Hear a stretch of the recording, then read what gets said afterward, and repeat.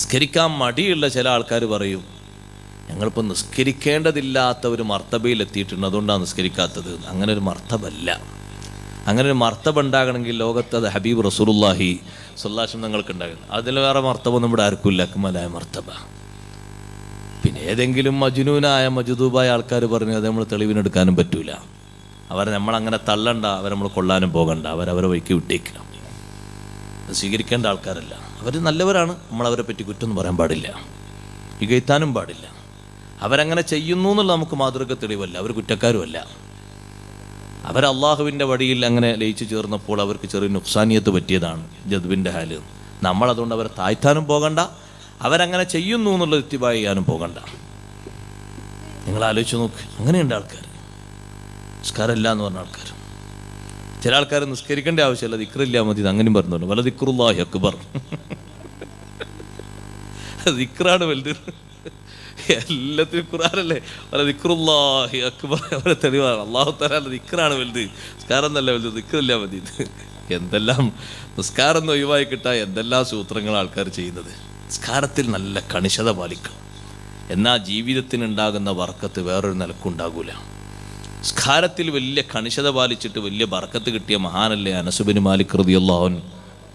നമ്മളെപ്പോലൊന്നല്ല, Anas bin Malik റളിയല്ലാഹുവിന് 120 മക്കളുണ്ട്. പേരക്കുട്ടികളെ കൂട്ടിയിട്ടല്ല, സ്വന്തം മക്കളെ. പേരക്കുട്ടികളെ കൂട്ടിയാൽ ഒരു മഹൽ ജമാഅത്ത് 2-3 ഉണ്ടാവും. ഇത് സ്വന്തം മക്കളെ പറഞ്ഞേ. അത്രയും മക്കളിലെ അനസ് ബിൻ മാലിക് റളിയല്ലാഹു അൻഹു അള്ളാഹു കൊടുത്ത ബർക്കത്ത് നോക്ക് നിങ്ങൾ. തൊഴിലാളി വന്നിട്ട് പറഞ്ഞു, ഇക്കൊല്ലം കാരക്ക കിട്ടുന്നത് കുറയൂട്ടോ. അതെന്താ കാരക്ക കുറയാൻ പാടില്ല, കാരണം ഇവർക്ക് ചെലവ് കൊടുക്കണ്ടേ, കുറച്ചാളൊന്നുമല്ലല്ലോ ഉള്ളത്. വെള്ളമല്ല മഴല്ല എന്ന് പറഞ്ഞു. മുസല്ലയെടുത്ത് മരുഭൂമിയിൽ വിരിച്ച് നിസ്കരിച്ചു 2 റക്അത്ത്. മഴയ്ക്ക് വേണ്ടിയതായിരുന്നു, പൊയ്ക്കോന്നു പറഞ്ഞു. പോയി അവിടെ എത്തുമ്പോഴേക്ക് മഴ പെയ്തു. തോട്ടത്തിൽ, അത്തോട്ടത്തിൽ മാത്രം ഒരു മഴ. നിസ്കാരം കൊണ്ട് അള്ളാഹുവിനോട് സഹായം തേടിയതാണ്. വസ്തഈനു ബിസ്സബ്രി വസ്സലാഹ്, നിസ്കരിച്ചിട്ട് അള്ളാഹിനോട് സഹായം തേടി. നിങ്ങൾ ആലോചിച്ച് നോക്ക്, നിസ്കാരം വലിയ ശ്രേഷ്ഠമായ അമലല്ലേ. അതിൽ പതിവായി മരിക്കും വരെ കൊണ്ടു നടക്കാൻ അള്ളാഹു ഭാഗ്യം തരട്ടെ. ഒറ്റ നിസ്കാരവും വിടരുത്. അങ്ങനെ തന്നെ ശീലിപ്പിക്കണം നമ്മുടെ സന്താനങ്ങളെയും കുട്ടികളെയൊക്കെ അങ്ങനെ പരിപാലിച്ച് കൊണ്ടു നടക്കണം. നിസ്കാരത്തിൻ്റെ വിഷയത്തിൽ നല്ലൊരു ശ്രദ്ധയുള്ള ആളായി കഴിഞ്ഞാൽ അൽഹംദുലില്ലാഹ് നല്ല റാഹത്തായി. നിസ്കാരത്തിൻ്റെ വിഷയത്തിൽ പറയാതെ തന്നെ ശ്രദ്ധിച്ച് നിസ്കരിക്കുന്നവരാന്ന് പറഞ്ഞാൽ ഒരു ബാപ്പക്കും ഉമ്മക്കും അത് വലിയ റാഹത്താണ്. ചെറിയ കുട്ടികളെ നിസ്കരിപ്പിച്ച് പഠിപ്പിച്ച് ശീലിപ്പിച്ച് അവരെ നല്ലവരാക്കി, എന്നാൽ പിന്നെ നല്ല സ്വഭാവക്കാരായിരിക്കും. അവർ വേറെ ആളോടും വിദ്വേഷമോ അക്രമോ ഒന്നും ഉണ്ടാകില്ല. സ്നേഹത്തോടെ സ്വഭാവത്തോടെ വർത്തിക്കാനുള്ള വലിയ കഴിവ് നിസ്കരിക്കുന്നവർക്കുണ്ടാകും.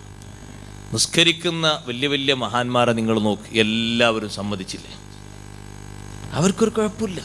എത്ര ആളായിരുന്നു ബഹുമാനപ്പെട്ട ഖാജ മുഈനുദ്ദീൻ ചിശ്തി അജ്മീരി ഖദ്ദസല്ലാഹു സിർറഹു, തങ്ങളെ സമീപത്ത് വന്നവർ ആരൊക്കെ? എല്ലാവരും വന്നില്ലേ? ജീവിതത്തിൻ്റെ ശുദ്ധിയല്ലേ. അവിടുത്തെ ഹളറത്തിൽ വരാത്ത ഒരു മതക്കാരും ഇല്ല ഇവിടെ. എല്ലാവരും വന്നിട്ടുണ്ട്, എല്ലാവർക്കും സഹായം ചെയ്തിട്ടുണ്ട്. കാരണം ആ ജീവിതത്തിൻ്റെ പരിശുദ്ധി കൊണ്ട് എല്ലാവർക്കും. രോഗികളായ എത്ര ആളുകളെ കാണാൻ പറ്റും നമുക്ക്. അവിടെ വ്യത്യസ്ത ആളുകളെ കാണാൻ പറ്റും. മുസ്ലിങ്ങൾ മാത്രമൊന്നുമല്ല, എല്ലാവരും ഉണ്ട്. അവർക്കൊക്കെ ഒത്താശ ചെയ്തിട്ടുണ്ട് ഖാജാ തങ്ങൾ, അവർക്കൊക്കെ ശുശ്രൂഷ ചെയ്തിട്ടുണ്ട്. കാരണം അവർക്കൊക്കെ ഖാജാ തങ്ങളിലുള്ള വലിയ പുണ്യം മനസ്സിലാക്കാൻ അവിടുത്തെ ജീവിതത്തിൻ്റെ വിശുദ്ധിയാണ്. നല്ല മനുഷ്യന്മാരാണ്, നല്ല ആളുകളാണ്. അങ്ങനെയല്ലേ മഹത്തുക്കൾക്കൊക്കെ വലിയ സ്ഥാനം കിട്ടിയത്. അതുകൊണ്ട് നിസ്കാരം ഞാൻ ദീർഘിപ്പിച്ച് പറയുന്നില്ല, വളരെ കരുതലോടെ ശ്രദ്ധിക്കണം. അതിലൊരു വീഴ്ച പല ഭാഗത്തും ശ്രദ്ധയിൽപ്പെടുമ്പോൾ വലിയ ദുഃഖമാണ്, വലിയ സങ്കടമാണ്. നിസ്കാരത്തിലൊരു കുറവും വരുത്തരുത്. നിസ്കാരത്തിൽ എത്ര കണ്ട് നമ്മൾ സൂക്ഷിക്കുന്നുണ്ടോ അത്ര കണ്ട് അള്ളാഹു നമ്മുടെ കാര്യങ്ങളെയും പരിഗണിക്കും. ശ്രദ്ധ വരും, നമുക്ക് സൂക്ഷ്മത വരും, നമുക്ക് സഹായം വരും. അള്ളാഹു തൗഫീഖ് നൽകുമാറാകട്ടെ. 10ാമത്തൊരു കാര്യം കൂടി ചുരുക്കി പറയട്ടെ. അൽ-ഇസ്തിഖാമത്തു അല സുന്നത്തി വൽ ജമാഅ. അഹ്ലുസുന്നത്തി വൽ ജമാഅത്തിൽ മുറുകെ പിടിച്ച് ജീവിക്കലാണ്. സഹോദരങ്ങളെ, ഹബീബ് റസൂലുള്ളാഹി സ്വല്ലല്ലാഹു അലൈഹി വസല്ലം തങ്ങളും സ്വഹാബത്തും താബിഈങ്ങളും കാണിച്ചു തന്ന ശൈലിയില്ലേ, ആ ശൈലിയിൽ മുറുകെ പിടിച്ച് ജീവിക്കുക. അവർ കാണിച്ചെന്ന പാരമ്പര്യ ശൈലിയില്ലേ, വിശ്വാസപരമായും കർമ്മപരമായും അത് തന്നെ നമ്മുടെ ജീവിതത്തിൽ സ്വീകരിക്കുക. ഒരു സുന്നത്തിന് മാറ്റം വരുത്താൻ സ്വഹാബത്ത് സമ്മതിച്ചിട്ടില്ല. ഭരണാധികാരികളെ വരെ അവർ പിടിച്ചു വെച്ചിട്ടുണ്ട്. ഒരിക്കൽ ഒരു ഭരണാധികാരി പെരുന്നാൾ നിസ്കാരവും ഖുതുബയും മാറ്റാൻ വേണ്ടി തീരുമാനിച്ചു. പെരുന്നാളിന് നിങ്ങൾ നോക്കി നിസ്കരിച്ചിട്ടാണ് ഖുതുബ. ഇവിടെ എങ്ങനല്ലേ, ഇവിടെ നേരെ തിരിച്ചാ നിസ്കരിച്ചിട്ടല്ലേ ഖുതുബ. നേരത്തെ ഖുതുബ ഓതാൻ വേണ്ടി കയറിയപ്പോൾ സൊഫിലിരിക്കുന്ന സ്വഹാബി ഇങ്ങോട്ട് വലിച്ചു. എങ്ങോട്ടാന്ന് വെച്ചു. മിമ്പറിലേക്ക് കയറാൻ പോകുക. എങ്ങോട്ടാ? ഞാൻ ഖുതുബ ഓതാൻ പോകാണ്. നിസ്കരിച്ചിട്ടല്ലേ ഖുതുബ. നിസ്കരിച്ചിട്ട് ഞാൻ ഖുതുബ ഓതിയാൽ കേൾക്കാൻ ആരും നിൽക്കൂല, എല്ലാവരും പോയി പോകുന്നു. അത് നിങ്ങൾ നന്നാകത്തോണ്ടല്ലേ, അതുകൊണ്ട് ഇപ്പോൾ വിഷയം മാറ്റാൻ പറ്റുമോ? നിങ്ങളോട് ഇഷ്ടമില്ലാത്തതുകൊണ്ട് അവരൊക്കെ പോകുന്നതിന്, അതുകൊണ്ട് സുന്നത്ത് മാറ്റാൻ പറ്റൂല. അള്ളാഹുവിന്റെ റസൂലിന്റെ സുന്നത്താ മാറ്റുന്നത്. നടക്കൂ മിഹ്റാബിലേക്ക്, നിസ്കരിക്കൂ, എന്നിട്ട് ഖുതുബ ഓതൂ. ആളുകൾ നിൽക്കാത്തത് നിങ്ങളെ കുറവുകൊണ്ടാണെങ്കിൽ നിങ്ങൾ നന്നായാൽ മതി, എന്നാ പ്രശ്നം തീർന്ന്. അതിനനുസരിച്ച് ഇവിടെ മാറ്റാൻ പറ്റൂല. ജുമുഅ പോലെ ആദ്യ ഖുതുബ ഓതാൻ വേണ്ടി കയറുകയായിരുന്നു ഭരണാധികാരി. അപ്പോഴാണ് സ്വഹാബിവരൻ പിടിച്ചു മാറ്റുന്നത്. സഹോദരങ്ങളെ, ആ സുന്നത്ത് ജമാഅത്തിൽ നമ്മളും അങ്ങനെ തന്നെ മുറുകെ പിടിച്ച് ജീവിക്കണം. സുന്നത്തായ കാര്യങ്ങളും സ്വഹാബത്ത് കൊണ്ടുവന്ന പാരമ്പര്യവും അത് അതേ രൂപത്തിൽ തന്നെ ചെയ്യാൻ അള്ളാഹു നമുക്ക് തൗഫീഖ് നൽകട്ടെ. ഒരു മാറ്റവും വരുത്തണ്ട. അതിൽ വളരെ പ്രധാനപ്പെട്ട അമലാണ് വിശുദ്ധ റമളാനിലെ തറാവീഹ് വരാനിരിക്കുന്നു. സ്വഹാബിമാരല്ലേ ജമാഅത്തിന്റെ രൂപത്തിൽ അത് രൂപം നടത്തി കാണിച്ചു തന്നത്. ഉമർ ഇബ്നുൽ ഖത്താബ് റളിയല്ലാഹു അൻഹു അല്ലേ അന്നത്തെ വലിയ ഖാരി ആയ ഉബയ്യ് ഇബ്നു കഅബ് റളിയല്ലാഹു അൻഹു ഇമാമാക്കി നിർത്തിയിട്ട് 23 റക്അത്ത് 20 റക്അത്ത് തറാവീഹും 3 റക്അത്ത് വിത്റും അതങ്ങനെ തന്നെ നമ്മൾ നടപ്പിലാക്കി ശീലിപ്പിച്ചു കൊണ്ടുവരണം. എന്തേത് സ്വഹാബത്തിനോടുള്ള പിന്തുടർച്ചയാണ്, അത് മാറ്റേണ്ടതില്ല. സ്വഹാബിമാർക്ക് എവിടെ നിന്നാണ് ഇത് കിട്ടിയത്? അഷ്റഫുൽ ഖൽഖ് സല്ലല്ലാഹു അലൈഹി വസല്ലം തങ്ങളിൽ നിന്ന് കിട്ടിയതാണ്. അവരെന്തെല്ലാം റൂട്ട് ഇവിടെ വരച്ച് കാണിച്ചു തന്നിട്ടുണ്ടോ അതൊക്കെ നമ്മൾ സ്വീകരിക്കേണ്ടതുണ്ട്. അതിനൊന്നും ചേഞ്ച് വരുത്താത്ത വിധം അതിലെങ്ങനെ ഉറച്ചു നിൽക്കാനുള്ള കഴിവ് നമുക്ക് വേണം. അതാണ് അല്ലാഹു സുബ്ഹാനഹു വ തആല പറഞ്ഞതിന്റെ താല്പര്യവും. വഅന്ന ഹാദാ സിറാത്തീ മുസ്തഖീമൻ ഫത്തബിഉ വലാ തത്തബിഉസ് സുബുല ഫതഫറഖ ബികും അൻ സബീലി. വ്യത്യസ്ത റൂട്ടുകളും വഴികളൊക്കെ നിങ്ങൾ കാണും. നിങ്ങൾ സ്വീകരിക്കേണ്ടത് മുസ്തഖീമായ സിറാത്ത് ഏതാണ്? സ്വഹാബത്തും താബിഈങ്ങളും ഉൾക്കൊണ്ട മഹാന്മാർ ഏത് വഴിയിലൂടെയാണോ വന്നത് അവർക്കത് കിട്ടിയത് നബി സല്ലല്ലാഹു അലൈഹി വസല്ലം തങ്ങളിൽ നിന്നാണ്. ആ വഴിക്ക് തന്നെ സ്വീകരിക്കണം. ഇമാം മാലിക് റളിയല്ലാഹു അൻഹു മദീനക്കാരെ തറാവീഹിനെ പറ്റി 36 എന്ന് റിപ്പോർട്ട് ചെയ്തു. 36 എന്ന് റിപ്പോർട്ട് ചെയ്യാൻ കാരണം എന്താ? തറാവീഹിന്റെ സൗന്ദര്യമാണത്. തറാവീഹ് എന്ന് പറഞ്ഞ വാക്കിൻ്റെ അർത്ഥം വിശ്രമിച്ചിട്ടുള്ള നിസ്കാരം എന്നാണ്. തറാവീഹൊന്നും വെള്ളത്തിലാക്കരുതിട്ടോ. ഇഷ്ടംപോലെ ഭക്ഷണം കഴിച്ചിട്ട് തറാവീഹിന് ഭാരം തൂങ്ങാൻ പാടില്ല. ഭാരം തോന്നിയാൽ തന്നെ ഫലം കിട്ടൂല. ജനങ്ങൾക്കിടയിൽ കടമ നിർവഹിച്ച ആൾക്കാരായി മാത്രം മാറും, ഫലം കിട്ടൂല. തറാവീഹ് നിസ്കരിക്കുന്ന ഫലല്ലേ? എന്താ വലിയ ഫലം? മൻ ഖാമ റമളാന ഈമാനൻ വഹ്തിസാബൻ ഗുഫിറ ലഹു മാ തഖദ്ദമ മിൻ ദംബി. റമളാൻ മാസത്തിൽ ഒരാൾ തറാവീഹ് നിസ്കാരം നിസ്കരിച്ചാൽ അയാൾക്ക് വിശ്വാസത്തോടുകൂടെ, വിശ്വാസമുണ്ട് ഇത് സുന്നത്താണെന്നുള്ള വിശ്വാസമുണ്ട്. സഹാബത്തും നബിതങ്ങളൊക്കെ ചെയ്ത നല്ല സുന്നത്തായ പാരമ്പര്യമുള്ളതാണ്. വഹ്തിസാബൻ പ്രതിഫലം ആഗ്രഹിച്ചിട്ട്. എന്താണ് ആ വാക്കിൻ്റെ അർത്ഥം? ഒരിക്കലും ഇതൊരു നീണ്ട നിസ്കാരമാണെന്ന് തോന്നാൻ പാടില്ല. 20 റക്അത്തല്ലേ ഉള്ളൂ, 100ഒന്നുമില്ലല്ലോ, 20 റക്അത്തേ ഉള്ളൂ. മദീനക്കാരായ സ്വഹാബത്തിന്റെ തറാവീഹാണ് 36. എങ്ങനെ 36 വന്നത്? 4 റക്അത്ത് നിസ്കരിച്ചിട്ടുള്ള വിശ്രമത്തിൽ അവർ പിന്നെയും നിസ്കരിക്കും ഒരു 4. അങ്ങനെ അടുത്ത 4 ലേശം പിന്നെയും നിസ്കരിക്കും 4, അടുത്ത 4 ലേശം പിന്നെയും നിസ്കരിക്കും 4, അടുത്ത 4 ലേശം പിന്നെയും നിസ്കരിക്കും 4. ഇങ്ങനെ 36 വന്നതാണ്. ആ തർവീഹത്തിന്റെ ഇടയിൽ, വിശ്രമത്തിന്റെ ഇടയിൽ വന്നതാണ്. അപ്പം മക്കക്കാരെന്ത് ചെയ്യും? അതിനിടക്ക് പോയിട്ട് 1-2 തവാഫ് ചെയ്തിട്ട് അവർ വരും. ജമാഅത്ത് പിന്നെ തുടങ്ങുമ്പോൾ അതിൽ കൂടും. കാരണം ആ വിശ്രമത്തിൻ്റെ ഇടയിലുള്ള ടൈമിലാണ് നമ്മൾ ദിക്ർ ചെല്ലുന്നത്, സ്വലാത്തും ചെല്ലുന്നത്. അത് ചെറിയ വിശ്രമ. ആ വിശ്രമത്തിൻ്റെ ഇടയിലുള്ള ദിക്റും സ്വലാത്തും മുടക്കി നമ്മൾ ഉറങ്ങരുത്. നമ്മൾ നല്ല ഉണർവോടുകൂടെ തറാവീഹ് നിസ്കരിക്കണം.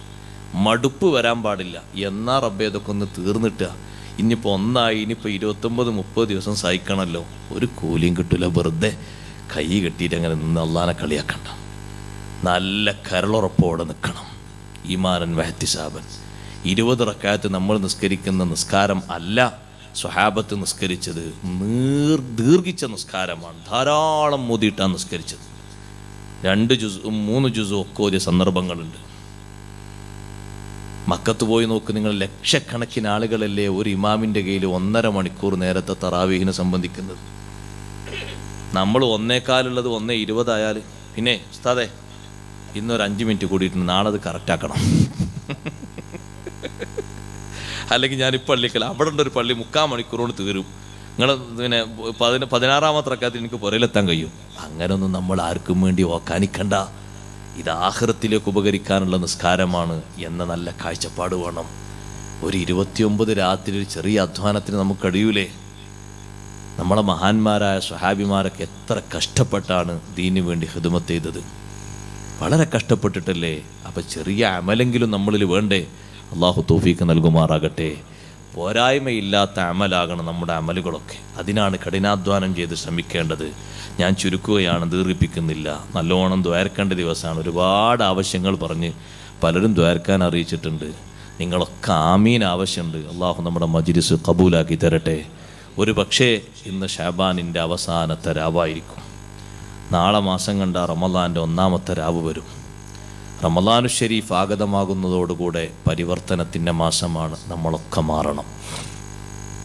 നമ്മുടെ സ്വഭാവങ്ങളും നമ്മുടെ വിഷയങ്ങളൊക്കെ മാറി നമ്മൾ ശുദ്ധരാകണം. പരിശുദ്ധി റമളാൻ കൊണ്ട് കൈവരിക്കണം. ഈമാനൻ വഹ്തിസാബൻ നോമ്പിനെ പറ്റിയും പറഞ്ഞിട്ടുണ്ട്, നിസ്കാരത്തെ പറ്റിയും പറഞ്ഞിട്ടുണ്ട്. നോമ്പ് നോറ്റിട്ട് ഓനക്കൊരു മടുപ്പ്. ഇനി റബ്ബേ എത്ര ദിവസം, ഓരോ ദിവസവും 13 മണിക്കൂർ 13.25 മണിക്കൂർ ഇത് സഹിക്കണ്ടേ? ഒരു തുള്ളി വെള്ളം കുടിക്കാൻ പറ്റുന്നില്ലല്ലോ. ഒരു വിഷമവും തോന്നണ്ട. ഇബാദത്ത് എന്നുള്ള സൗന്ദര്യത്തിലാണ് സ്വീകരിക്കേണ്ടത്. ഇബാദത്താണത്. അല്ലാഹുത്തആല വളരെ ഇഷ്ടപ്പെടുന്ന ഇബാദത്താണ് ചെയ്യുന്നത്. നോമ്പ് ആ നിലക്ക് സ്വീകരിക്കണം. ആ നോമ്പ് നോറ്റിട്ട് ഞാൻ ആകെ കുഴങ്ങിപ്പോയി, എപ്പോൾ രാവിലെ 8 മണിക്ക് തന്നെ എന്ന നിലക്കാകണ്ട. നോമ്പ് നോറ്റിട്ട് ആ വിശപ്പ് സഹിച്ചിട്ട് നിസ്കരിക്കലും സുന്നത്ത് നിസ്കരിക്കലും ഖുർആനോദലും ഇത്തിക്കാഫിരിക്കലും വഅദ് കേൾക്കലും ദിക്ർ ചൊല്ലലും സ്വലാത്ത് ചൊല്ലലും അതുപോലെ തന്നെ മറ്റു ഖൈറായ പ്രവർത്തനങ്ങൾ ചെയ്യലും ഇതിലൊക്കെ മുഴുകണം. അല്ലാഹു തൗഫീഖ് നൽകുമാറാകട്ടെ. ചിലരെന്ത് ചെയ്യും, നോമ്പല്ലേ എന്ന് കരുതിയിട്ട് സുബഹി നിസ്കരിച്ച് ഒരൊറ്റ കടത്തം കിടക്കും. അവർ പിന്നെ അതിൽ കാണുന്ന ലാഭം എന്താണെന്നറിയോ? പകൽ ആരെയും കുറ്റം പറയാനൊന്നും പോകുന്നില്ലല്ലോ, അതുകൊണ്ട് നോമ്പ് സ്വഹിയായി കിട്ടുമല്ലോ എന്നുള്ളതാണ്. വലിയ ലാഭമൊന്നും അതിലില്ല. കാരണം അവർ ഭക്ഷണം കിട്ടിക്കഴിഞ്ഞാൽ നേരെ വൈകുന്നേരം അങ്ങാടിക്ക് ഇറങ്ങിയിട്ട് ആ പകലത്തൊക്കെ വൈകുന്നേരം കൂടി ബാത്തിലാക്കും. അങ്ങനെയുണ്ട്. മഗ്‌രിബിന് അങ്ങോട്ട് ഇറങ്ങും. 5 മിനിറ്റ് കൊണ്ട് നോമ്പൊക്കെ പലർക്കും പറിച്ചു കൊടുത്തു പോയി. അത് തന്നെ കിട്ടിയെങ്കിലായി, അതാണ് ആ കൊടുത്തത്. നല്ലോണം നമ്മൾ ശ്രദ്ധിക്കണം. നോമ്പ് തുറന്നു കഴിഞ്ഞാൽ ഗസാലി ഇമാം തങ്ങൾ പറഞ്ഞു, ഓരോ ദിവസത്തെ നോമ്പിനെ പറ്റി വിശ്വാസി വിലയിരുത്തണം. ഇന്നത്തെ എൻ്റെ നോമ്പ് അല്ലാഹു തആല തള്ളിക്കളയുമോ? ഞാൻ എന്തെങ്കിലും തെറ്റുകുറ്റങ്ങൾ പറഞ്ഞിട്ടുണ്ടോ ചെയ്തിട്ടുണ്ടോ? നല്ല ചിന്ത വരണം. അല്ലാ ഇന്നെനിക്ക് ധാരാളം ഓതാ നേരം കിട്ടിയിരുന്നു, ഞാനത് വെറുതെ കളഞ്ഞല്ലോ, നാളെ മുതൽ കളയില്ല. കഴിവിൻ്റെ പരമാവധി ഖുർആൻ ഖത്മ് തീർക്കണം. അബൂ ഹനീഫത്തുൽ കൂഫി റളിയല്ലാഹു അൻഹു വഫാത്തായത് സുജൂദിലല്ലേ? സുജൂദിലായി വഫാത്തായി കിടക്കുന്ന സ്ഥലത്ത് ഹയാത്ത് കാലത്ത് 7000 ഖത്മ് നിർവഹിച്ച സ്ഥലമാണ്. വഫാത്തായി കിടക്കുന്ന സ്ഥലത്ത് സഹോദരങ്ങളെ 7000 ഖത്മ് ഖുർആൻ ഓതിയ സ്ഥലമാണെന്ന് പറയുമ്പോൾ എത്രയാണ് ആ സ്ഥലത്തിൻ്റെ ബഹുമാനം, എത്രയാണ് ആ മരണത്തിൻ്റെ സന്തോഷം. അതുകൊണ്ട് ഖുർആനുമായുള്ള ബന്ധം കുറക്കരുത്. ധാരാളം ഖത്മ് തീർക്കണം. ലൈലത്തുൽ ഖദ്ർ കണ്ട് ആസ്വദിച്ച് അനുഭവിക്കണം. അന്ന് മലക്കുകൾ വന്ന് നമ്മെ മുസാഫഹത്ത് ചെയ്യണം. അതിനനുസരിച്ച് നമ്മുടെ ശരീരവും ഖൽബുമൊക്കെ പാകപ്പെട്ട് കിട്ടണം. മലക്കുകൾ വന്ന് മുസാഫഹത്ത് ചെയ്യുന്ന അർത്ഥത്തിൽ കണ്ണീർ കണങ്ങൾ ഒഴിപ്പിക്കണം. മറ്റാരും കാണാനോ അവരൊന്നും പറയാനോ അല്ല. പാപഭംഗിലമായ നമ്മുടെ ജീവിതത്തെ അള്ളാഹുവിലേക്ക് തുറന്നു വച്ച് നല്ല നിഷ്കളങ്കമായ മനസ്സുകൊണ്ട് റബ്ബിനോട് പറയണം, അല്ലാ എൻ്റെ രഹസ്യം നിനക്കറിയാമല്ലോ, ഞാനെങ്ങാനും എൻ്റെ രഹസ്യത്തിൻ്റെ മറ മുഴുവനും നീക്കിയിട്ട് നിന്റെ കോർട്ടിൽ ജനങ്ങൾക്ക് മുന്നിൽ എന്നെ വെളിവാക്കപ്പെട്ടാൽ എന്നെപ്പോലെ പാപം ചെയ്തവനില്ലല്ലോ, എന്നെപ്പോലെ തെറ്റുകാരനില്ലല്ലോ. പക്ഷേ അവിടം എത്തുന്നതിൻ്റെ മുമ്പ് നിന്റെ മഹലായ ഫضല് കൊണ്ട് നീ എനിക്ക് അഫൂ തരണം. ഈ റമദാനിൻ്റെ ഓരോ രാത്രിയിലും ഒരുപാട് ലക്ഷോപിലക്ഷം ആളുകൾക്ക് നീ അഫൂ കൊടുക്കുന്നില്ലേ? ഓരോ രാത്രിയും അല്ലാഹുവിനോട് കരഞ്ഞു പറയണം, മുഅ്മിനീങ്ങളെ ഒറ്റ രാത്രിയും അതിൽ നിന്ന് ഒഴിവാകേണ്ട, ഒറ്റ പകലും അതിൽ നിന്ന് ഒഴിവാകേണ്ട. ഇഖ്ലാസുള്ള മനസ്സ് അല്ലാഹുവിലേക്ക് തിരിച്ചു വെച്ച് ധാരാളം ദുആ ചെയ്യേണ്ട മാസമാണ്. നോമ്പ് തുറന്നതിന് ശേഷം നല്ല സമയമല്ലേ, നല്ലതിൽ മുഴുകണം. പാകത്തിന് ഭക്ഷണം കഴിച്ച് തറാവീഹ് ലാഭകരമാക്കണം. ഗസാലി ഇമാമ് തങ്ങൾ പറഞ്ഞല്ലോ, നോമ്പല്ലാത്ത കാലത്ത് ഒരു നേരത്തെ ഭക്ഷണം കണക്കാക്കിയിട്ടാണ് നോമ്പ് തുറക്കുന്ന നേരത്തും കഴിക്കേണ്ടത്. നോമ്പല്ലാത്ത കാലത്ത് ഒരു നേരം എത്ര ഭക്ഷണം കഴിക്കും? രാവിലെ ഒരു 7 പത്തിരി 8 പത്തിരി അഞ്ഞിട്ട് ഒരു 11 ആയിക്കോട്ടെ, വിത്തറിന് എണ്ണം കണക്കുണ്ട്, അതിലൊന്ന് ചുരുക്കിയിട്ട് അത്ര ഒരു ഭക്ഷണം. ഇത് പത്തിരി 11 എണ്ണവും പൊറോട്ട 3 എണ്ണവും മറ്റുള്ളതൊക്കെ 3 എണ്ണിച്ചാണെങ്കിൽ എന്തായിരിക്കും ആ പള്ളൻ്റെ ഹാലൊരു ഭീകരമായ അവസ്ഥ. രണ്ടാമത്തെ റക്കാത്തിൽ തന്നെ അത് ഉറങ്ങി 25 കിലോ തൂക്കും ചില ആളുകളൊക്കെ. മറ്റുള്ളവന്മാർക്ക് തലയിട്ടാടിയിട്ട് ഇവൻ്റെ തലൻ്റെ കനം കൊണ്ട് മറ്റൊരും കുടുങ്ങും. പിന്നെ അവന് വീണു പോകാതിരിക്കാൻ വേണ്ടി കബഡിക്ക് നിൽക്കുമ്പോൾ എങ്ങനെ നിൽക്കുക? എന്നാ പിന്നെ തെറിച്ചു പോകൂലല്ലോ. മറ്റേത് വീണിട്ട് അവനെ മൂക്കോ മറ്റൊക്കെ പൊട്ടിപ്പോകുന്നിരുത്തിയിട്ട് അങ്ങനെ ആകാൻ പാടില്ല. നമ്മളെ നോമ്പും നിസ്കാരവും വെറുതെ ആകാൻ പാടില്ല, കടമ്പുള്ളതാകണം. അല്ലാഹു ഖബൂലാക്കി തരട്ടെ. റുബ്ബ സ്വായിമിൻ ലൈസ മിൻ സിയാമിഹി ഇല്ലൽ ജുഉ വൽ ലത്ഷ്, റുബ്ബ ഖായിമിൻ ലൈസ മിൻ ഖിയാമിഹി ഇല്ല സഹർ. എത്രയോ നിന്ന് നിസ്കരിക്കുന്ന ആളുകളുണ്ട്, അവരെ ഉറക്കം പോയി എന്നല്ലാതെ കാര്യമായിട്ടൊന്നും അതുകൊണ്ട് കിട്ടില്ല. കിടന്നുറങ്ങിയാൽ ഉറക്കെങ്കിലും കിട്ടുമായിരുന്നു, അപ്പം അത് പോയി. ഉറക്കൊഴിച്ചു എന്നല്ലാതെ വേറെ ഫലമൊന്നുമില്ല. നോമ്പുകാരുണ്ട്, ദാഹം സഹിച്ചു ക്ഷീണം സഹിച്ചു എന്നല്ലാതെ ഒന്നുമില്ല. അങ്ങനെ ഫലമില്ലാത്തതാകരുത്. കൺകുളിർക്കെ കാണാൻ പറ്റിയ നോമ്പും നിസ്കാരവും വേണം. അതുകൊണ്ട് പാപങ്ങളൊക്കെ പുറത്ത് കിട്ടണം. അള്ളാഹു നമ്മെ സഹായിക്കുമാറാകട്ടെ. അതിനനുസരിച്ചുള്ള നിയ്യത്തോടെ ഇഖ്ലാസോടെ റമളാൻ ഷരീഫ് വരുമ്പോൾ ദിക്റും ചൊല്ലി സ്വീകരിക്കുക. അല്ലാഹുമ്മ ഹില്ലഹു അലൈന ബിൽ അംനി വൽ ഈമാനി വസ്സലാമത്തി വൽ ഇസ്ലാം റബ്ബി വറബ്ബുക്കല്ലാഹ് ഹിലാലു റുഷ്ദിൻ വഖൈർ എന്ന ആ ഒരു ദിക്റും ചൊല്ലി മാസം കണ്ടാൽ നമ്മൾ സുന്നത്തായ നിരക്ക് ചൊല്ലിയിട്ട് സ്വീകരിക്കുക. മാസം കണ്ടു എന്ന് പറഞ്ഞാൽ ദിക്റ് ചൊല്ലേണ്ടത് അങ്ങനെയാണ്.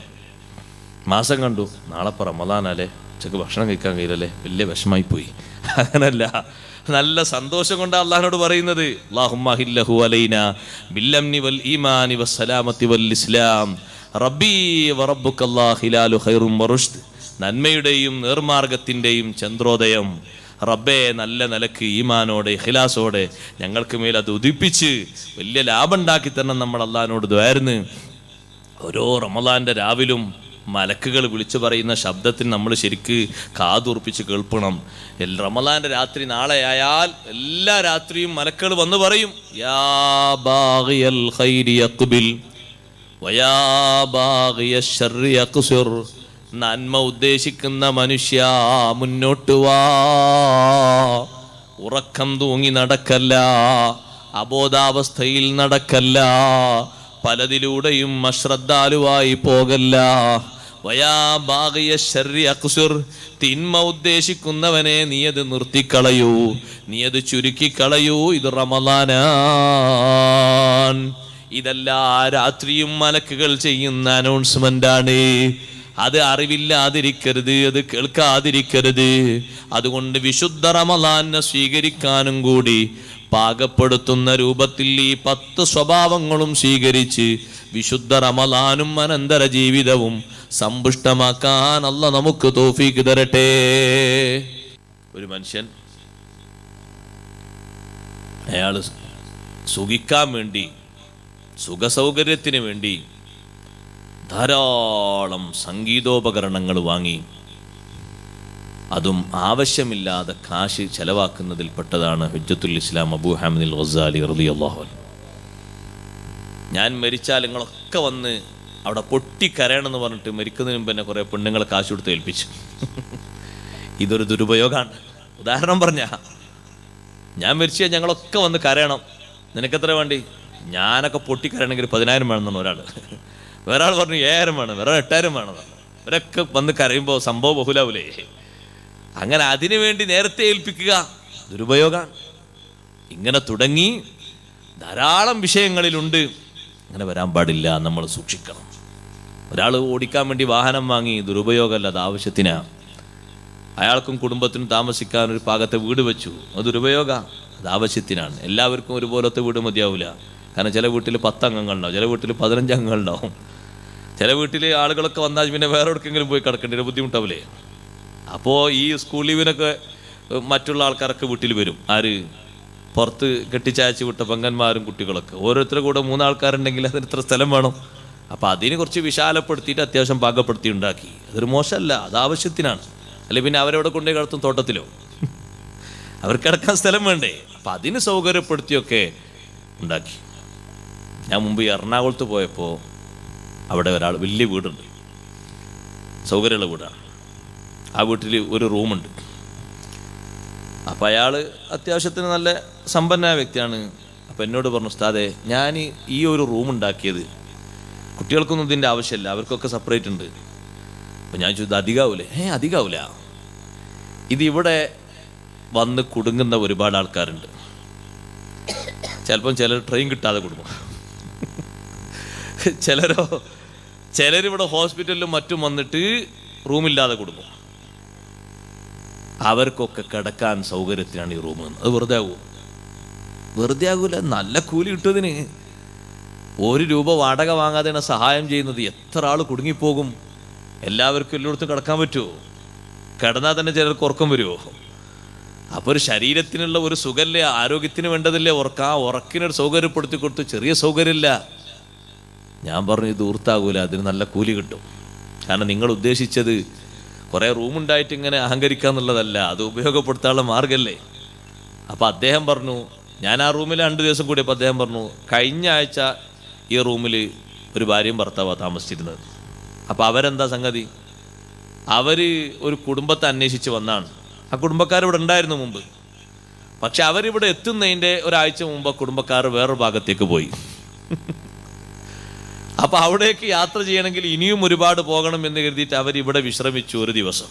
അങ്ങനെ വിശ്രമിച്ചു പോയതാണ്. അങ്ങനെ കുടുങ്ങുന്ന ആൾക്കാരില്ലേ, അവർക്കൊക്കെ ഒരു സഹായത്തിന് എത്ര സ്ഥലത്ത് കാണാം അങ്ങനെ സൗകര്യങ്ങൾ ഏർപ്പെടുത്തി കൊടുത്തത്, ധാരാളം കാണാം. ചില സ്ഥലങ്ങളിലൊക്കെ വിശ്രമിക്കാൻ വേണ്ടി, യാത്രക്കാർക്ക് വിശ്രമിക്കാൻ വേണ്ടി സൗജന്യമായി ഉണ്ടാക്കിയ സ്ഥലങ്ങൾ കാണാം. ഒരാളുണ്ടാക്കിയത് യാത്രക്കാർക്ക് വിശ്രമിക്കാൻ, അവരെ വസ്തുക്കളൊക്കെ വെച്ച് അവർക്ക് ഇടക്കൊന്ന് വിശ്രമിക്കാൻ, 1 ദിവസം 2 ദിവസമൊക്കെ ഒന്ന് വിശ്രമിക്കാൻ വേണ്ടി. വലിയ ഉപകാരമല്ലേ അത്? കാരണം നീണ്ട യാത്ര തുടരെ എല്ലാവർക്കും കഴിയില്ല. അപ്പോൾ ഒന്ന് വിശ്രമിച്ച് പോയിക്കോട്ടെ എന്ന് എഴുതിയിട്ട്. സിയാറത്ത് കേന്ദ്രങ്ങളിലൊക്കെ പലയിടത്തും കാണാം അങ്ങനെ. അത് ദിക്ർ ചൊല്ലാൻ വേണ്ടി മാത്രം ഉണ്ടാക്കിയത് ദിക്ർ ഖാന കാണാം. കാൽപട്ടണത്ത് പോയാൽ അവിടെ വലിയൊരു ദിക്ർ ഖാനുണ്ട്. ദിക്ർ അല്ലാനേ പറ്റുള്ളൂ, വേറെ ഒന്നിനും സംഭവിക്കില്ല, ഉറങ്ങാനും സംഭവിക്കില്ല. ദിക്ർ ചൊല്ലാൻ പോരാ. പക്ഷേ നല്ല റാഹത്താണ് അതിൻ്റെ ഉള്ളിൽ ദിക്ർ ചൊല്ലാൻ. അത് ഒരാൾ വഖഫ് ചെയ്ത് ദിക്റെല്ലാൻ വേണ്ടി ഉണ്ടാക്കിയത്. വലിയൊരു കെട്ടിടം.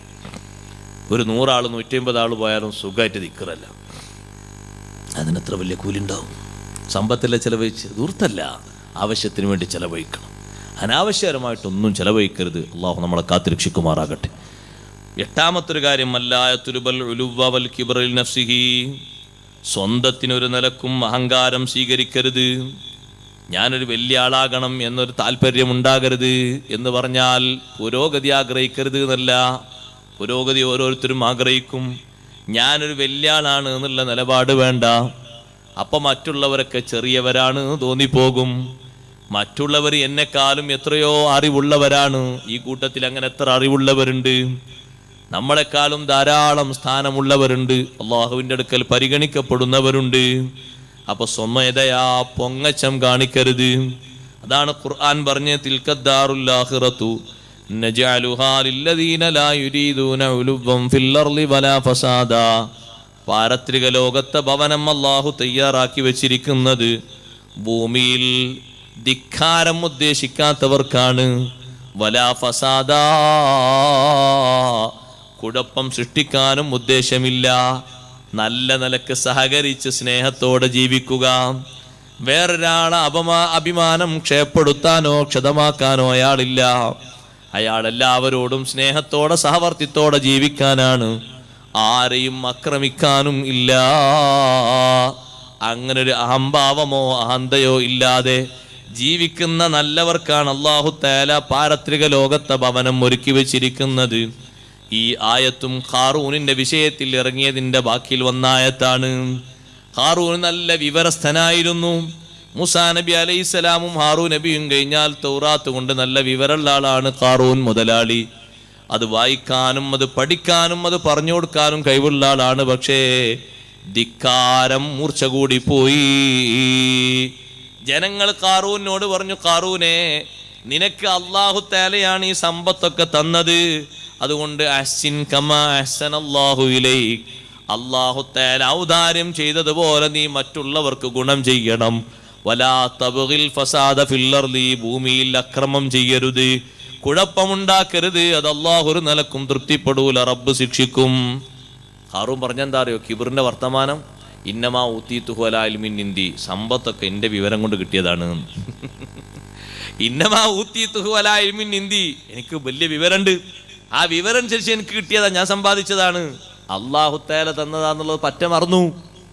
അപ്പോഴാണ് അല്ലാഹു ചോദിച്ചത്, അവലം യഅലം അന്നല്ലാഹ ഖദ് അഖ്ലക മിൻ ഖബ്ലിഹി മിനൽ ഖുറൂനി മൻ ഹുവ അശദ്ദു മിൻഹു ഖുവ്വതൻ വഅക്സറു ജംആ, ഇവനെക്കാളും ആൾബലമുള്ള കൈകരുത്തുള്ള എത്ര പേരെ അല്ലാഹു തആല ഇതിനു മുമ്പ് ശിക്ഷിച്ചിട്ടുണ്ട്, അതിവൻ അറിഞ്ഞിട്ടില്ലയോ? അതുകൊണ്ട് അങ്ങത്തെ പൊങ്ങച്ചം കാണിച്ച് അഹങ്കാരം കാണിച്ച് മൂസാ നബി അലൈഹിസ്സലാമിനെ താറടിക്കാൻ വേണ്ടി നിന്നപ്പോ ഫഖസഫ്നാ ബിഹി വബിദാരിഹിൽ അർള, അവനെയും അവന്റെ കൊട്ടാരത്തെയും നമ്മൾ ഭൂമിയിലേക്ക് ആഴ്ത്തിക്കളഞ്ഞു. എത്ര സംഘശക്തി ഉണ്ടായിരുന്നു, ആർക്കെങ്കിലും സഹായിക്കാൻ പറ്റിയോ? ആർക്കെങ്കിലും കൈപിടിക്കാൻ പറ്റിയോ? ഭൂമി അങ്ങ് അടിയിലേക്ക് വലിച്ചു കളഞ്ഞു.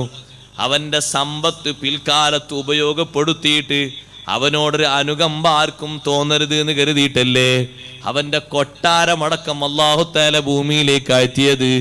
ഒന്നും പുറത്ത് ബാക്കി വെച്ചില്ലല്ലോ.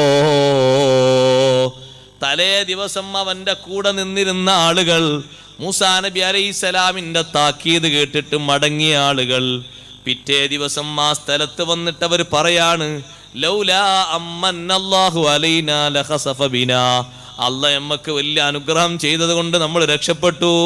അല്ല, ഖാറൂന്റെ കൂടെ ഒരു സീറ്റും പ്രതീക്ഷിച്ച് നമ്മൾ നിന്നിരുന്നെങ്കിൽ നമ്മളെയും ഭൂമി ആഴ്ത്തിക്കളയുമായിരുന്നു. ഖാറൂന്റെ കൂടെ നിൽക്കണ്ടട്ടോ, മാറിക്കോളി, ഭൂമി ഇപ്പൊ വിഴുങ്ങാൻ പോകാണ്, മൂസാ നബി അലൈഹി സ്വലാം പറഞ്ഞു. അപ്പൊ കുറച്ചാൾക്കാർ കൂടെ തന്നെ നിന്നു. ജയിച്ച ഏതായാലും ഉറപ്പാ, ഖാറൂന്റെ കൊട്ടാരത്തിൽ ഒരു റൂം എങ്ങനെയും കിട്ടും, ഒരു ജോലി എങ്ങനെയും കിട്ടും. മുങ്ങിപ്പോയി, താഴോട്ട് താന്നുപോയി. ഫഹുവ യതജൽജലു ഇലാ യൗമിൽ ഖിയാമ, ഖിയാമത്ത് നാൾ വരെ താന്നുകൊണ്ടിരിക്കുകയാണെന്ന് ഹബീബ് റസൂലുള്ളാഹി സ്വല്ലല്ലാഹു അലൈഹി വസല്ലം പറഞ്ഞില്ലേ? എത്ര കടുപ്പപ്പെട്ട വിഷയമാണ്. അതുകൊണ്ട് കിബർ വരാൻ പാടില്ല, വലിയർത്താനം വരാൻ പാടില്ല, നല്ലോണം സൂക്ഷിക്കണം. കിബർ തോന്നാൻ പാടില്ല. എന്തിൻ്റെ പേരിലും കിബർ വരാൻ പാടില്ല. കിബർ വലിയ വിഷയമല്ലേ? ഇബ്ലീസിനെ അക്കോലത്തിലേക്ക് മറിച്ചത് കിബറല്ലേ സഹോദരങ്ങളെ?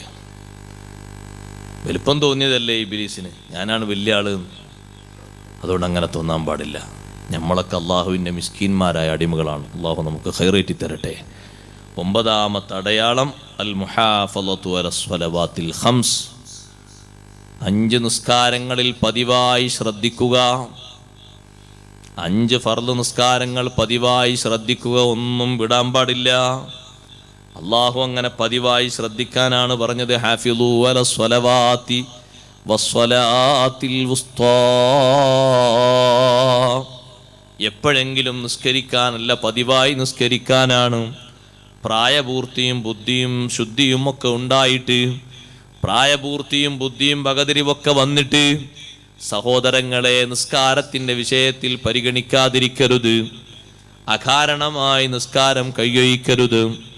എന്ന് പറഞ്ഞാൽ അകാരണമായി എന്ന് പറഞ്ഞാൽ ഒരു കാരണം ഇപ്പുറത്തുണ്ടല്ലോ.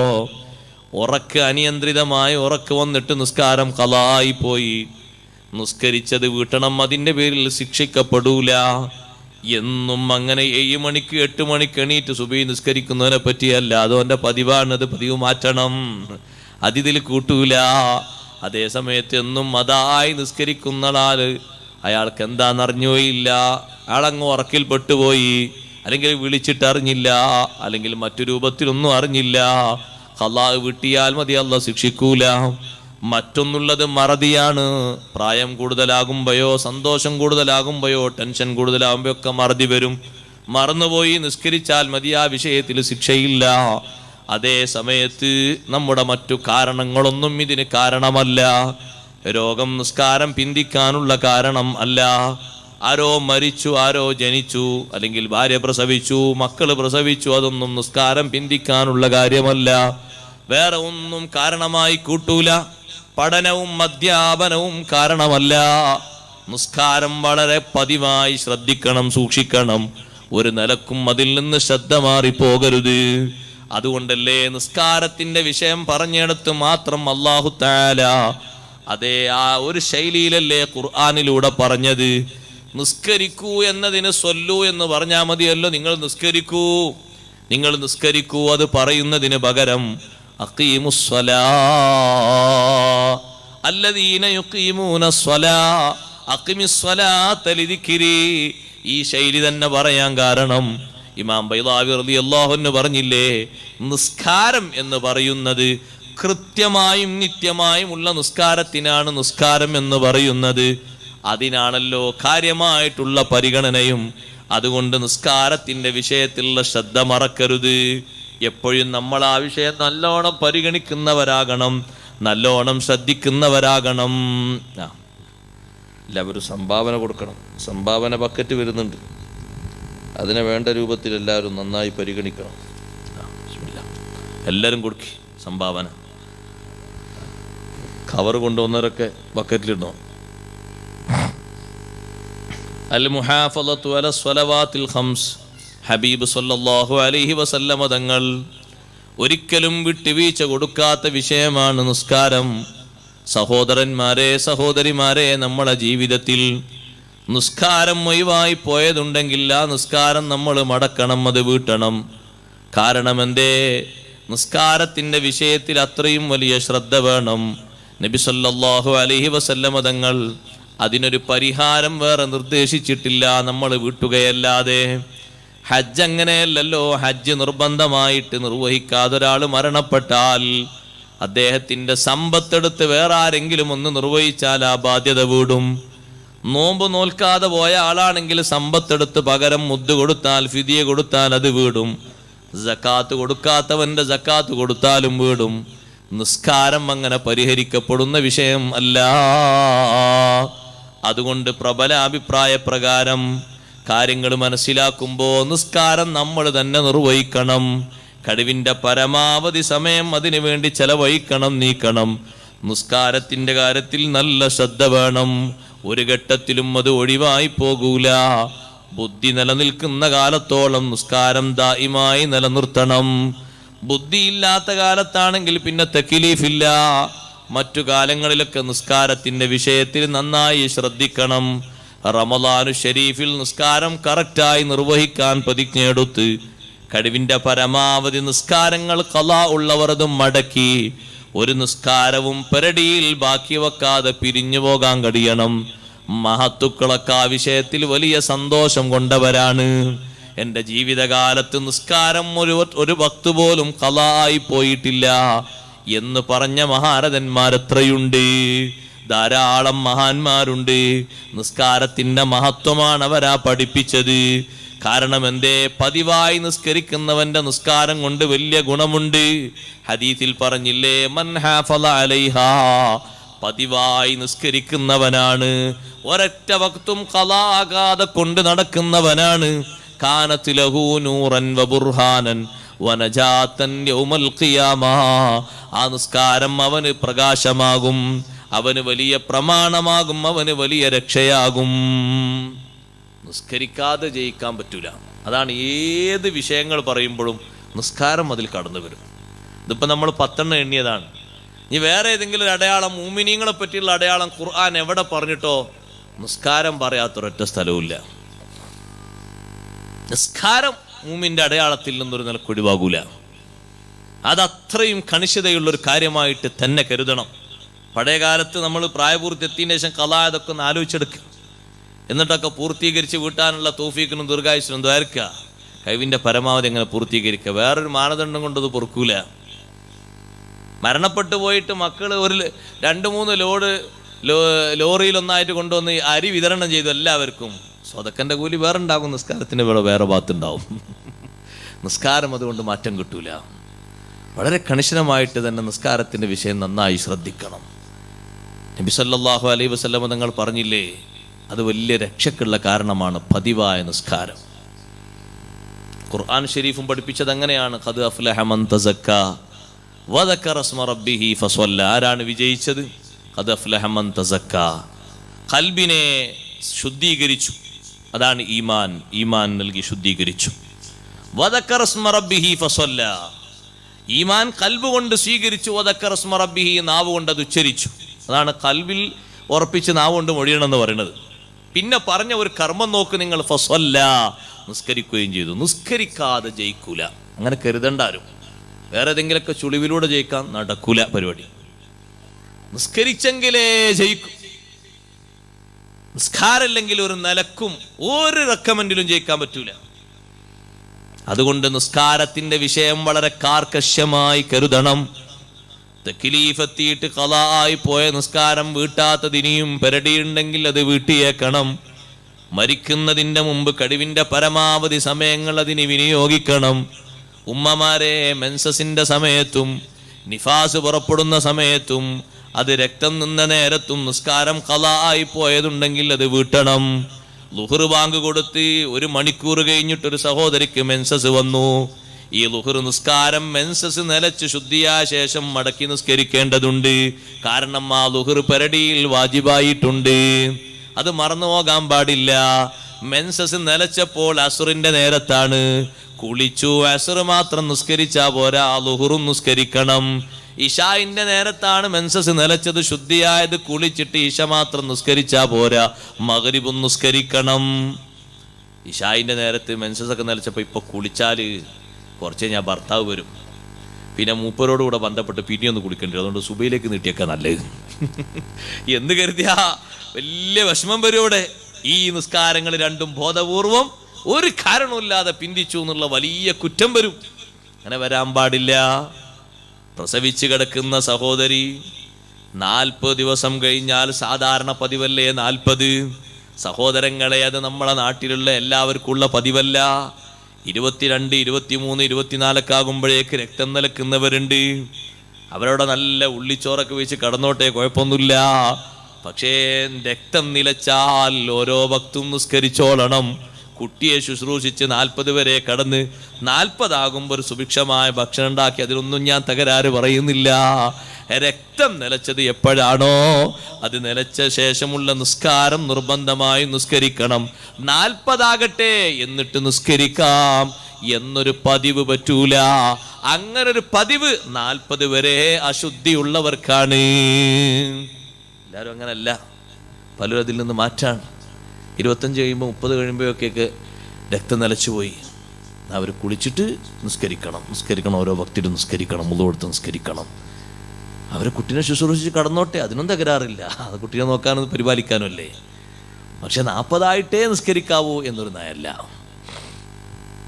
അതുകൊണ്ട് ആ വിഷയം ശരിക്കും ശ്രദ്ധിക്കണം. രാവിലെ ജോലിക്ക് പോകുന്ന ഒരാൾ നിങ്ങൾ നോക്ക്, ആ സമ്പാദ്യം അല്ലാഹു തആല മുടക്കുന്നില്ലല്ലോ. ളുഹറും നിസ്കരിക്കുന്നില്ല, അസ്റും നിസ്കരിക്കുന്നില്ല. വൈകുന്നേരം വന്ന് ഭക്ഷണം കഴിക്കുമ്പോൾ ആ ഭക്ഷണം തൊണ്ടയിൽ കിട്ടിയാൽ എത്ര ഇടങ്ങേറുണ്ടാകും. കുടിക്കുന്ന വെള്ളം തായോട്ടിറങ്ങാതെ പോയാൽ അപ്പോഴല്ലേ റബ്ബിൻ്റെ നിഅമത്തിൻ്റെ വലിപ്പറിയുള്ളൂ. എത്ര നിസ്കരിക്കാൻ നടന്നിട്ടും അള്ളാഹു ഭക്ഷണം മുടക്കിയിട്ടുണ്ടോ? ആരോഗ്യം കുറച്ചിട്ടുണ്ടോ? ജോലി മുടക്കിയിട്ടുണ്ടോ? അള്ളാഹ് എത്ര വലിയ ഔദാര്യവാനാണ്. പക്ഷേ അത് കണ്ടിട്ട് അള്ളാഹു ഒന്നും ചെയ്യൂല എന്ന് കരുതരുത്. പിടികൂടാൻ വലിയ കഴിവുള്ളവനാണ്. വലാകിൻ യുഅഖിറുഹും ഇലാ അജലിൻ മുസമ്മാ. നിശ്ചിത ടൈം വരാനുണ്ടല്ലോ എന്ന് കരുതിയിട്ട് പിന്തിപ്പിക്കുകയാണ്. ഇവിടെ കഴിയാത്തത് കൊണ്ടാണെന്ന് ധരിക്കരുത്. ധാരാളം പേർക്ക് അല്ലാഹ് ശിക്ഷ കൊടുത്തതുണ്ടല്ലോ. നിസ്കാരം പതിവാക്കി നിസ്കരിച്ചാൽ അത് വലിയ പ്രകാശമാണ്. ഖിയാമത്ത് നാളിൽ വലിയ ഇരുട്ടല്ലേ, ഇവിടെ വലിയ വെളിച്ചം വേണ്ടേ? ടോർച്ചടിച്ച് വരാൻ അവിടെ ഭാര്യ വരുമോ? മുന്നോട്ട് ടോർച്ചടിച്ച് കാണിക്കാൻ മക്കൾ വരുമോ? വേറെ ആരെങ്കിലും വരുമോ? വെളിച്ചത്തോടെ മുന്നോട്ട് പോകുന്ന മുഅ്മിനീങ്ങളെ പിന്നാലെ മുനാഫിക്കുകൾ വന്നിട്ട് ഉൻദുറൂനാ നഖ്തബിസ് മിൻ നൂരിക്കും, ഒന്ന് ഞങ്ങൾക്ക് വേണ്ടി വെയിറ്റ് ചെയ്യണേ, നിങ്ങളെ പ്രകാശത്തിൽ നിന്ന് അല്പം ഞങ്ങൾ സ്വീകരിക്കട്ടെ എന്ന് പറയുമ്പോൾ മുഅ്മിനീങ്ങൾ അവരോട് പറയുമല്ലോ, ഖുർആൻ പഠിപ്പിച്ചില്ലേ, ഇർജിഊ വറാഅക്കും ഫൽതമിസൂ നൂറാ, വന്ന വഴിക്ക് തിരിച്ചു പോയിക്കോളൂ, വേറെ ഭാഗത്ത് പോയിട്ട് നൂറ് തേടിക്കോളൂ, ഞങ്ങളൊരു നൂറും നിങ്ങൾക്ക് തരില്ല. അപ്പോഴേക്ക് അവരെ മുന്നിൽ ഇരുട്ട് പടർന്നു പോയി. നല്ല പ്രകാശത്തോടുകൂടെ അവിടെ നടക്കണ്ടേ, പ്രമാണം വേണ്ടേ, ഐഡന്റിറ്റി കാണിക്കണ്ടേ? ഇവിടെ നിങ്ങൾ നോക്ക്, ഏതെല്ലാം സ്ഥലത്ത് ഐഡന്റിറ്റി കാണിക്കണം.